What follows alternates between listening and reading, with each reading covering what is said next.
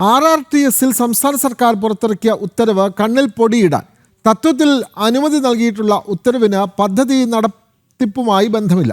ഉദ്യോഗസ്ഥർക്ക് കഴിയുക കേന്ദ്രത്തിന് പദ്ധതി രേഖ സമർപ്പിക്കാൻ മാത്രം. റെയിൽവേ മന്ത്രാലയത്തിൻ്റെ അനുമതിയില്ലാതെ പദ്ധതി നടപ്പാക്കാൻ സംസ്ഥാനത്തിന് അധികാരവുമില്ല. പദ്ധതിക്കായി കേന്ദ്ര സർക്കാരിനോട് അനുമതി തേടിയിട്ടില്ലെന്ന് ഉത്തരവിൽ വ്യക്തം. RRTS പദ്ധതിയിൽ സംസ്ഥാന സർക്കാർ കഴിഞ്ഞ ദിവസം പുറത്തിറക്കിയ ഉത്തരവ് കണ്ണിൽ പൊടിയിടാനുള്ള തന്ത്രം മാത്രം. സംസ്ഥാന സർക്കാർ ഇത്തരമൊരു പദ്ധതി നടപ്പാക്കുമ്പോൾ കേന്ദ്രത്തിൻ്റെ അനുമതി വേണം എന്നതാണ് ചട്ടം. മാത്രമല്ല, കേന്ദ്ര സർക്കാരിൻ്റെ അനുമതി ലഭിക്കാതെ RRTS സംസ്ഥാനത്ത് നടപ്പാക്കാനുമാവില്ല. അതിനാൽ തന്നെ നിയമസഭാ തെരഞ്ഞെടുപ്പ് മുന്നിൽ കണ്ടുകൊണ്ടുള്ള സർക്കാരിൻ്റെ നീക്കമാണിത് എന്ന് വ്യക്തം.